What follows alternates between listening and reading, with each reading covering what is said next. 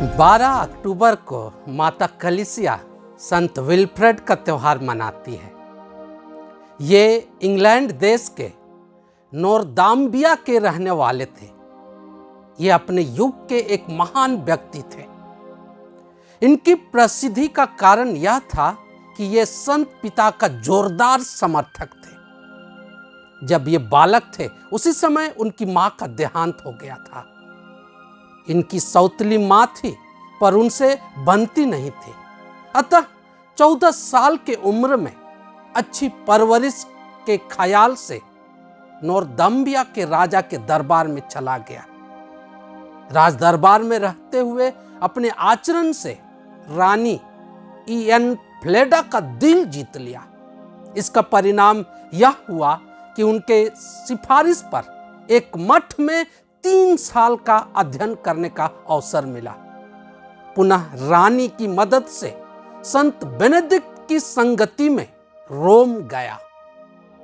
वहां संत पिता के सलाहकार और उप महायाजक के सानिध्य में अध्ययन किया और अपने अनुभव और ज्ञान में निपुण हुए। वहां से लौटने के बाद एक मठवासी बनकर लियोन्स में रहे। बाद में रिपन नामक स्थान में एक मठ का निर्माण किए और स्वयं उनका प्रथम मठाध्यक्ष हुए और वहां संत बेनेडिक्ट के नियम को लागू किए।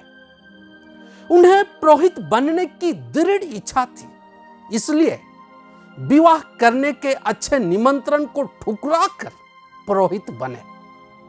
664 ईस्वी में विट्बी धर्म सभा में प्रभावशाली ढंग से अपना पक्ष रखते हुए रोमन पूजन पद्धति को लागू करने में अपनी खास भूमिका निभाई।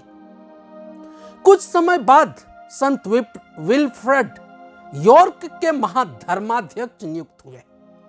इसके समय में बहुत सारे बेनेडिक्तन मठों की स्थापना हुई। पूजन पद्धति में रोमन अनुष्ठान को लागू करने का काम किया गया। बाद में राजा एगफ्रीड, महाधर्माध्यक्ष थियोडोर और संत विल्फ्रेड के बीच राजनीतिक कलह शुरू हुई।